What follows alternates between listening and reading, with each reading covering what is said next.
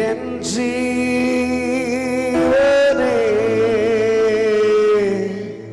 കാളും നീ വലിയതാണെനിക്ക്.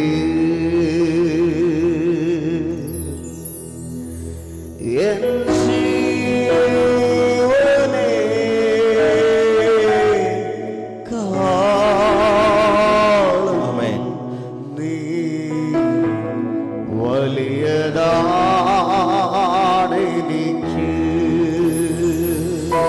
എത്ര പേർ ഈ പ്രഭാതത്തിൽ പാടും, എൻ ജീവനേക്കാൾ വലുതാണ് കർത്താവേ. ആമേൻ. എൻ ജീവനേക്കാൾ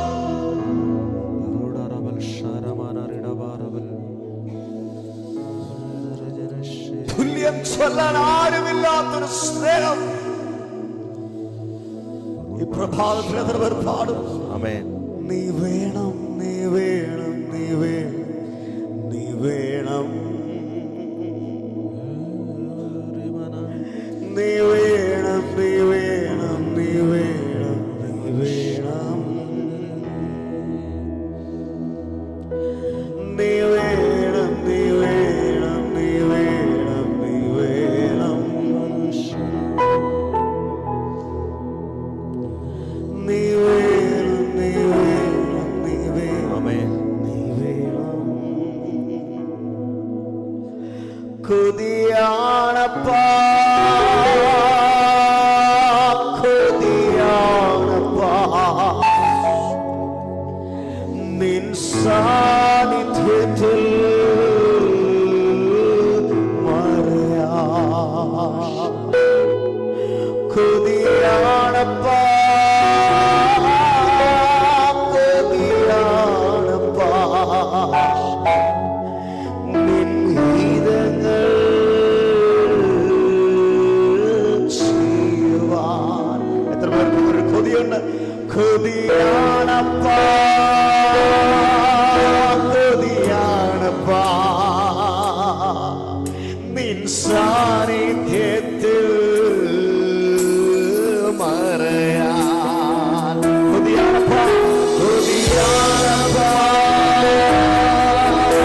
കൊതിയാണപ്പാ ഗീതങ്ങൾ ചെയ്യുവാൻ. കൊതിയാണപ്പാ, കൊതിയാണപ്പാ, കൊതിയാണപ്പാ നിൻ സാന്നിധ്യത്തിൽ മറയാൻ. കൊതിയാണപ്പാ, കൊതിയാണപ്പാ, കൊതിയാണപ്പാ ഗീതങ്ങൾ, ഗീതങ്ങൾ ചെയ്യുവാൻ. കൊതിയാണപ്പാ, കൊതിയാണപ്പാ. സഭ ചേർന്ന് കൊതിയുള്ളവർ വായ്കൾ തുറന്ന് യേശുവിനോട് കൊതിയുള്ളവർ അധരങ്ങൾ തുറന്ന് കൊതിയാണപ്പാ, കൊതിയാണപ്പാ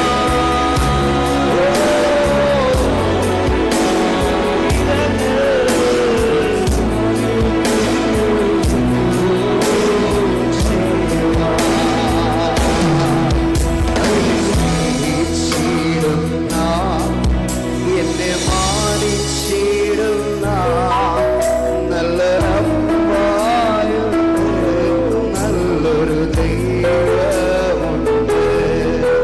എന്നെ സ്നേഹിച്ചിടുന്ന, എന്നെ മാനിച്ചിടുന്ന നല്ലൊരപ്പായുണ്ട്, നല്ലൊരു ദൈവം. പറഞ്ഞ പോലെ തന്നെ ഈ വേദിയിൽ നിൽക്കാനോ ഈ കർത്താവിനെ ആരാധിക്കാനോ യോഗ്യരല്ല.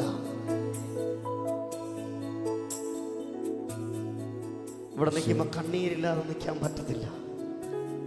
ഞാൻ ഒരുപാട് ശ്രമിക്കുന്ന കാര്യമാണ് ദൈവത്തെ ആരാധിക്കുമ്പോൾ കരയാതെ ആരാധിക്കാൻ. പക്ഷേ തിരുവചനത്തിൽ എഴുതിയിരിക്കുന്ന ഒരു വാക്യം, ഞാൻ പാപിയായിരുന്നപ്പോൾ തന്നെ. എത്ര പേർക്കത് കിട്ടി? ഞാൻ ആമേനും ഹല്ലേലൂയയും അന്യഭാഷയും പഠിച്ചു കഴിഞ്ഞല്ല ദൈവം നമ്മളെ സ്നേഹിച്ചേ. ആർക്കും വേണ്ടാതെ, ആരും കാണാതെ, ആരുടെയൊക്കെയോ മുറിവുള്ള വാക്കുകൾ തകർന്ന് തരിഫലമായി കിടന്നപ്പോ, മോനെ നിനക്ക് വേണ്ടി ഞാനുണ്ടടാ എന്ന് പറഞ്ഞ ആ കർത്താവിനോട് കൊതിയുള്ളവർ ഈ പ്രഭാതത്തിൽ ഇങ്ങനെ ഇരിക്കത്തില്ല.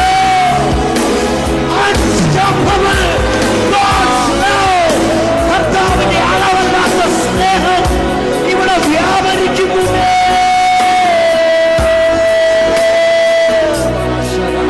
എന്നെ സ്നേഹിച്ചിടുന്ന, എന്നെ മാനിച്ചിടുന്ന നല്ലൊരപ്പാവുണ്ട്, നല്ലൊരു ദൈവമുണ്ട്.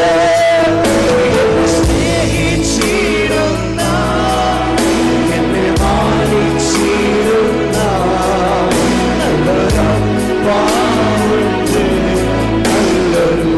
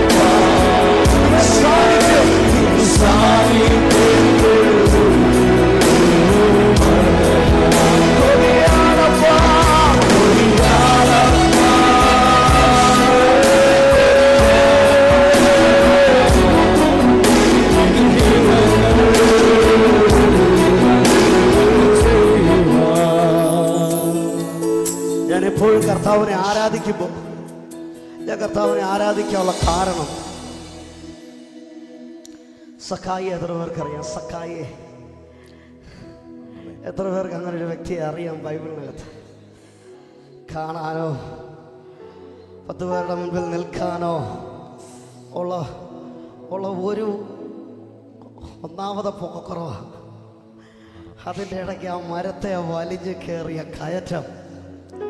ഞാൻ ആലോചിക്കുവാണേ, വരുന്നത് ആരാന്ന് അറിയാൻ വേണ്ടി കയറിയതാ.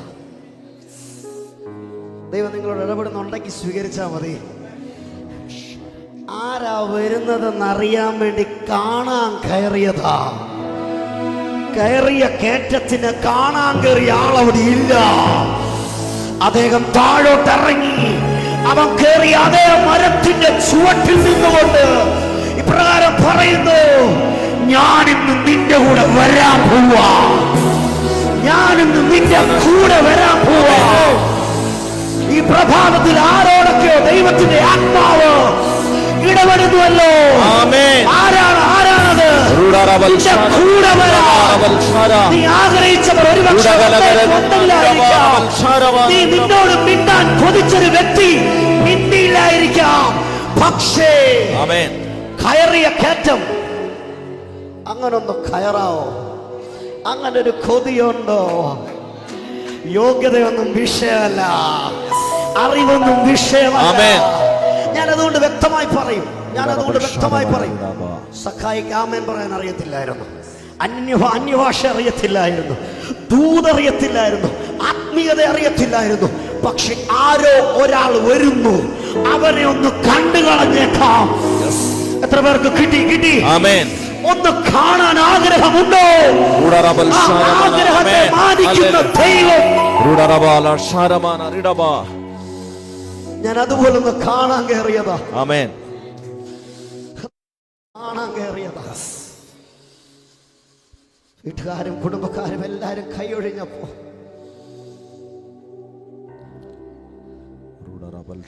എല്ലാ വിഷയത്തിനകത്തുനിന്നും തള്ളപ്പെട്ടപ്പോ ഇവിടെ തന്നെ നാട് കയറ്റിയതാ, ഡൽഹിക്ക്, നോർത്ത് ഇന്ത്യയിലേക്ക്. കർത്താവിന്റെ വചനം എടുക്കുമെന്നോ പഠിക്കുമെന്നോ ഇന്നീ നിലയിൽ നിൽക്കുമെന്നോ ഒരു ഐഡിയയുമില്ല. ഞാൻ വളരെ സന്തോഷത്തോടെ നോർത്തിലേക്ക് പോയതാണ്. കാരണം എൻ്റെ അപ്പൻ്റെ അമ്മയുടെ കൂടെ നിൽക്കാമെന്ന പ്രതീക്ഷയാണ്. കാരണം 3.5 വയസ്സ് മുതൽ ഒരു 14-15 വയസ്സ് വരെ അപ്പൻ്റെ അമ്മയുടെയും കൂടെ ചൂടേറ്റുറങ്ങാൻ കൊതിച്ച രാത്രികളുണ്ടായിരുന്നു. വർഷത്തിൽ 1 മാസം അല്ലെങ്കിൽ 2 മാസം ആരിലും ഒരാളെ കാണത്തുള്ളായിരുന്നുള്ളൂ. ഇതിൻ്റെയൊക്കെ നടുവിൽ ലോകത്തിൻ്റെ മോഹങ്ങൾക്കകത്ത് തെന്നി മറിഞ്ഞു പോയപ്പോൾ, എല്ലാവരാലും തള്ളപ്പെട്ടപ്പോൾ ഇവിടെ തന്നെ നാട് കയറ്റി ഡൽഹിക്ക് കയറി. ഇനി അപ്പായുടെ അമ്മയുടെ കൂടെ നിൽക്കാമല്ലോ അല്ലേ? ഇനി ആരെന്നെ എന്ത് പറയാനാ? കാരണം എൻ്റെ അപ്പൻ്റെ അമ്മയുടെ കൂടെ നിൽക്കാമല്ലോ അല്ലേ? സ്വന്തം അപ്പൻ ഫ്രണ്ടിൽ നിൽക്കുമ്പോൾ ഏതെങ്കിലും പിള്ളേർ പേടിക്കുമോ? അമ്മ അപ്പന്മാരും മുമ്പിൽ നിൽക്കുമ്പോൾ ഏതെങ്കിലും കുഞ്ഞുങ്ങൾ പേടിക്കുമോ? ഞാൻ അതേ കൊതിയോടെ പ്രതീക്ഷയോടെ പോയതാ. അതിലപ്പുറമായൊരു സ്നേഹവുമായി ഞാൻ കണ്ടുമുട്ടി.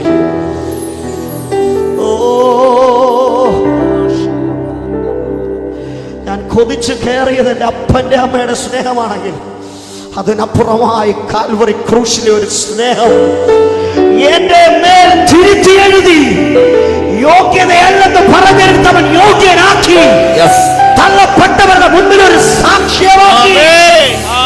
ഈ പ്രഭാതത്തിൽ എനിക്ക് പറയാൻ ഒരു ദൂതുണ്ട്. ആരാ വരുന്നതെന്നൊന്ന് നോക്കാവോ? നിന്റെ കാഴ്ചപ്പാടുകളെ തിരുത്തി എഴുതും, നിന്റെ ഭാഷ മാറ്റും. നീ മാറത്തില്ലെന്ന് വെല്ലുവിളിച്ചവരുടെ മുൻപിൽ നിന്നെ ഒരു മാനപാത്രമാണ്. വിശ്വസിക്കാൻ കഴിയുമോ? വിശ്വസിക്കാൻ കഴിയുമോ? വിശ്വസിക്കാൻ കഴിയുമോ? നീ മാറത്തില്ലെന്ന് വെല്ലുവിളിച്ചവരുടെ മുൻപിൽ നിന്റെ ജീവിതം മാറത്തില്ല. നിന്റെ അപ്പനും അമ്മയും കരയും. അവൻ അവരുടെ മുൻപിൽ നീ എന്നും ഒരു നിന്നാപാത്രമായി നിൽക്കും. അമ്മയുടെ ഉദരത്തിനകത്ത് ഉരുവാകുന്നതിന് മുന്നമേ കണ്ട ഒരു വ്യക്തിയെ ഞാൻ കണ്ടുമുട്ടി. അതുകൊണ്ട് ഈ പ്രഭാതത്തിൽ എത്ര പേർക്ക് കൊതിയുണ്ട്? സഖായി ഒന്ന് കാണാൻ കയറിയതാ. അടുത്തിരിക്കുന്നവർക്ക് കര കൊടുത്ത് പറ, ഒന്ന് കാണാൻ കയറി. വലിയ അറിവൊന്നും വേണ്ടെന്നേ, വലിയ ആത്മീയത ഒന്നും വേണ്ടേ, ആ ഒരു ഹൃദയം ഉണ്ടായാൽ മതി.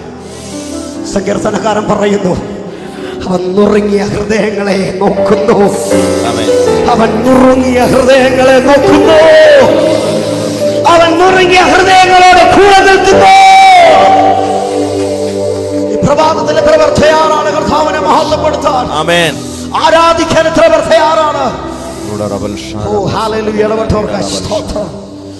ഒന്ന് കാണാൻ കയറാൻ പോവാ. അങ്ങനെ ഒരു ഹൃദയമുണ്ടോ? അങ്ങനെ ഒരു ഹൃദയമുണ്ടോ? ദൈവത്തിന്റെ ആത്മാവ് തൊടും. 365 ദിവസവും സാന്നിധ്യത്തിനകത്തായിരിക്കും. അതിനകത്തുനിന്ന് പുറത്തിറങ്ങാൻ അനുവദിക്കത്തില്ല. അതിനകത്തുനിന്ന് നിന്നെ ഒരു ചിന്തയും തൊടാൻ അവൻ അനുവദിക്കത്തില്ല. കാരണം നിന്റെ അകത്തൊരു ബോധ്യമുണ്ട്, എന്റെ കൂടെ ആരാണ്?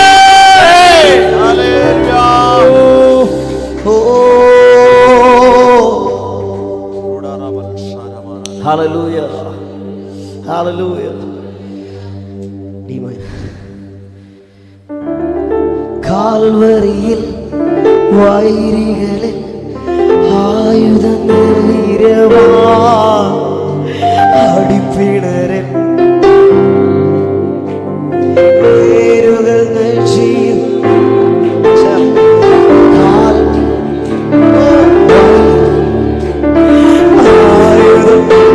സന്തോഷത്തോടെ പാടിക്കും.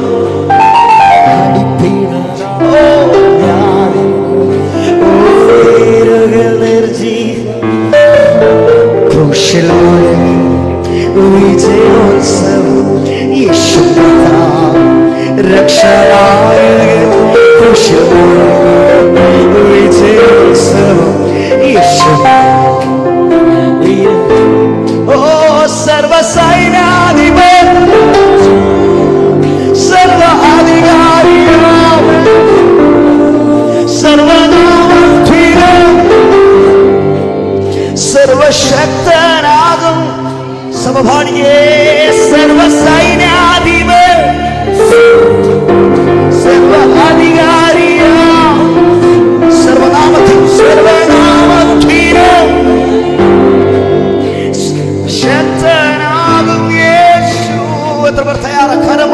കർത്താവിനെ ഒന്ന് മഹത്വപ്പെടുത്താൻ. ഹല്ലേലൂയ. കരമടിച്ച് സന്തോഷത്തോടെ എല്ലാവർക്കും ദൈവസന്നിധിയിൽ എഴുന്നേൽപ്പിക്കാം. നമ്മൾ ഒരുമിച്ച് കർത്താവിനെ പാടി ആരാധിക്കാൻ എല്ലാവരും ചേർന്ന് സന്തോഷത്തോടെ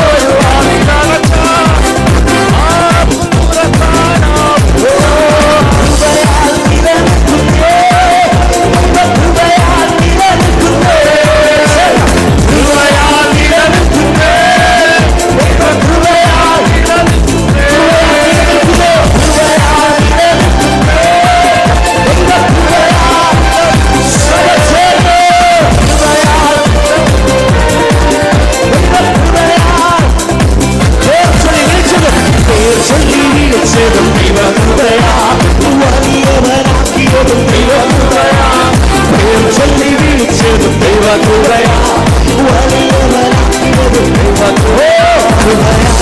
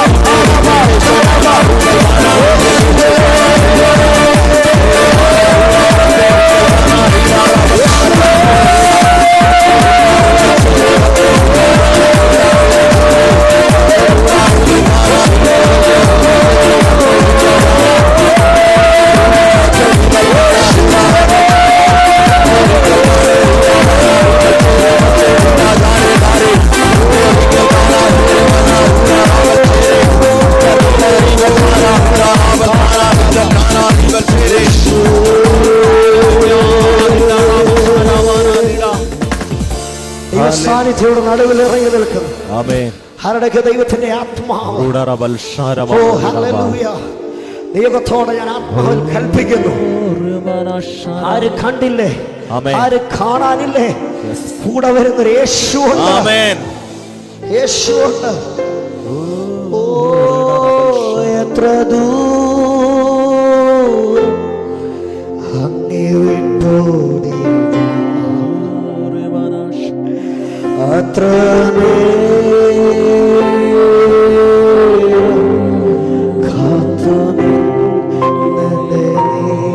എത്ര പേർക്ക് പാടാൻ പറ്റും? എത്ര ദൂരം അങ്ങേ വിട്ടോടി അത്ര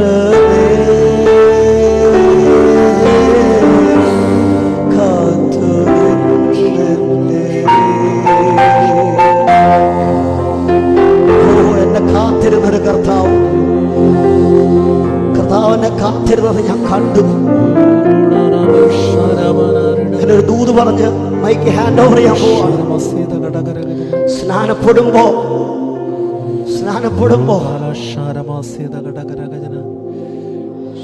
സഭയ്ക്കകത്തുനിന്ന് എല്ലാവരും കുളത്തിൽ നിന്ന് കയറി വരുമ്പോ ഒരു പുതുപ്പുമായി വരും, ഇല്ലേ? വരത്തില്ലേ? എന്നാ അതേ സ്നാനപ്പെട്ട വ്യക്തിയുടെ കാലെവിടെയെങ്കിലും ഒന്ന് വഴുതിയ ഒരു നല്ല വാക്കുണ്ടോ വെച്ചാൽ നമുക്ക്. ഞാനിത് പറയാൻ കാരണം 2 ദിവസം മുമ്പ് എൻ്റെ ചർച്ചയിൽ നിന്ന് എനിക്കൊരു കോൾ വന്നു. പക്ഷേ ശരിയാ, ഞാൻ സ്നാനപ്പെട്ടിട്ടില്ല, പക്ഷെ എനിക്ക് കർത്താവിനെ ഭയങ്കര ഇഷ്ടം ആരും കാണുന്നില്ലല്ലോ. അപ്പം ഞാൻ അവരോട് പറഞ്ഞൊരു ഉദാഹരണമാണ്. സ്നാനപ്പെടുന്ന ദിവസം ഒരു പുതപ്പുമായി വരുന്നവർ പിന്നെ വരണമെന്നില്ല. അടുത്തിരിക്കുന്നവരോട് പറ, വരത്തില്ല. കാരണം നീ ഒന്ന് വഴുതിയാൽ കൈയടിക്കാൻ കാത്തിരിക്കുന്നവരുണ്ട്.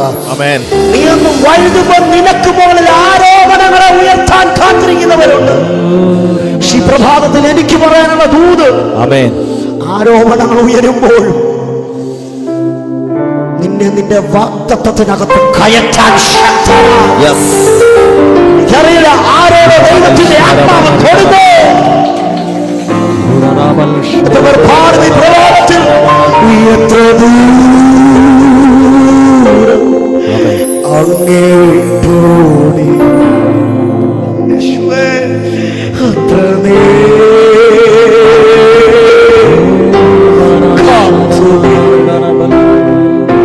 സഭയൊന്ന് പാടാമോ? എത്ര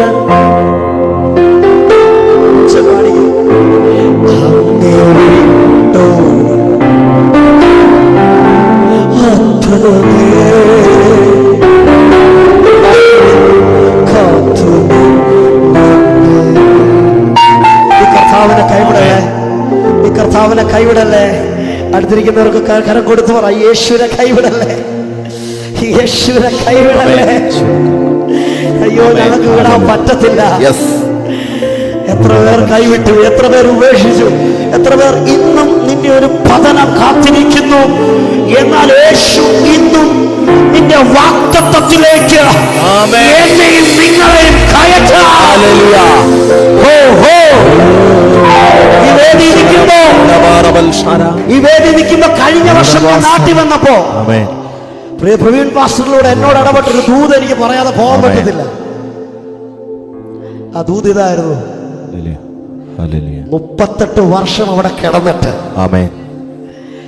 കുളം കലക്കുന്ന ടീം അവിടെ ഉണ്ടായിട്ടും നിന്റെ കരമൊന്ന് പിടിച്ച് അതിന്റെ അരിക്കയിലോട്ട് കൊണ്ടുവരാൻ ആരുമില്ലായിരിക്കാം.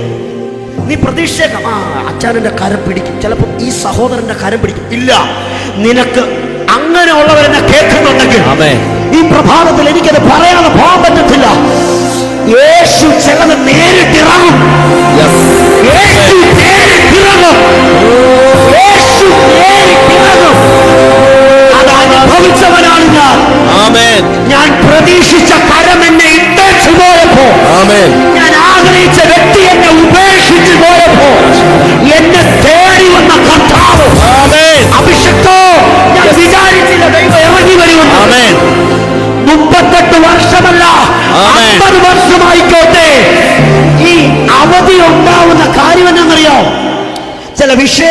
മറുപടി താമസിക്കുന്നതിന്റെ കാരണം ഒരു ഹെവി അനോയിന്റിംഗ്. യെസ്, ആമേൻ. ആരും കാണാത്തത്, ആരും കേൾക്കാത്തത്, ആരുടെ കണ്ണിൽ പെടാത്തത്.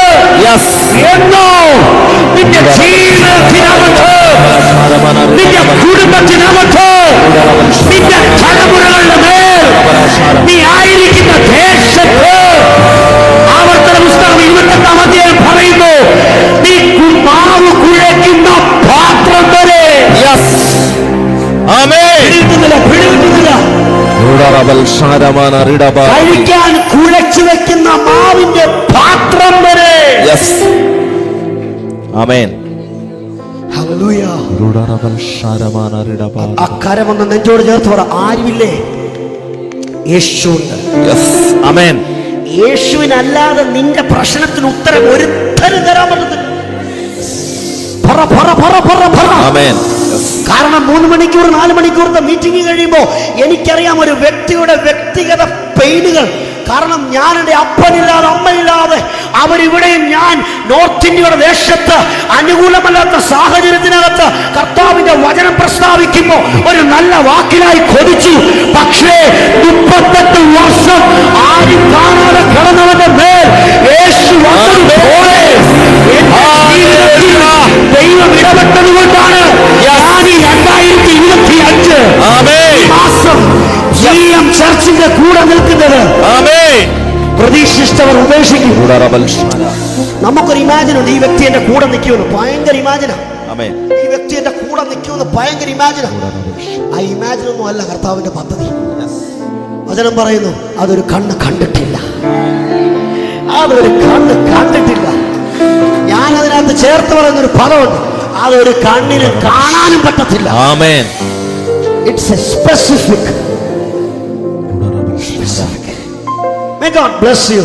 Yes. കർത്താവ് നിങ്ങളെ അനുഗ്രഹിക്കട്ടെ. ആമേൻ. എനിക്ക് അവസരം തന്ന എൻ്റെ പ്രിയ Devadasan mister Praveen and GM team എല്ലാവരെയും യേശുക്രിസ്തുവിന്റെ നാമത്തിൽ ഞാൻ എൻ്റെ വന്ദനത്തെ അറിയിക്കുന്നു. സഭ എൻ്റെ കൂടെ ദൈവത്തെ ആരാധിച്ചതിന് ഞാൻ നിങ്ങളോട് നന്ദി പറയുന്നു. നമ്മുടെ കർത്താവ് വലിയവനാണ്. അവനെ വർണ്ണിക്കാൻ ആർക്കും കഴിയും.